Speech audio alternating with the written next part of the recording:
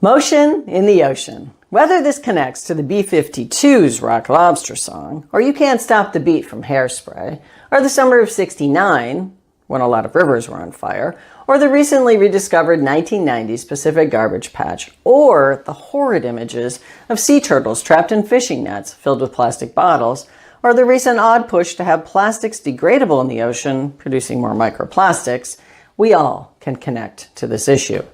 There's an important lesson in showing us the amount of garbage in the ocean.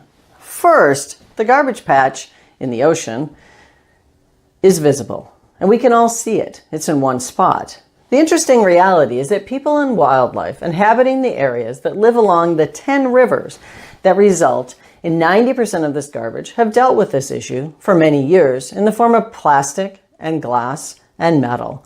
Metal and glass sinks to the bottom, and plastic simply floats away, where we can see it. When people and their families are struggling and need to feed their families, the environmental issue associated with an ocean many miles away is understandably low on their list of concerns.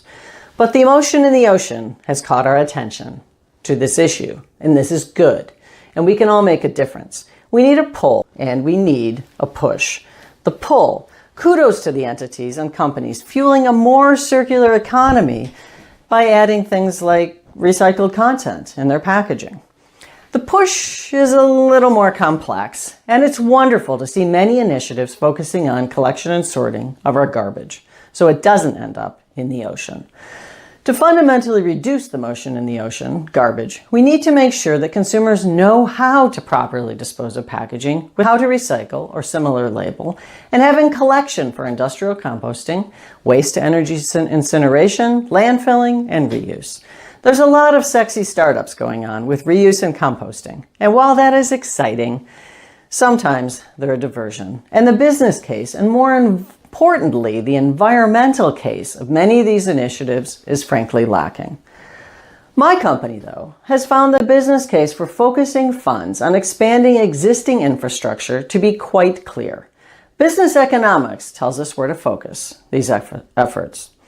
Giving consumers clear options and providing clear direction and collection capability for packaging reuse, recyclability, composting, and waste to energy incinerations and landfilling brings post-consumer value back into packaging, and it's financially profitable. Adding post-consumer value also will allow us to focus on packaging as a very sustainable solution to reducing food waste and delivering nutrients to people who need them. So if we define success by less garbage, motion in the ocean, focusing on a business approach to expanding our infrastructure for collection processes is the way to go.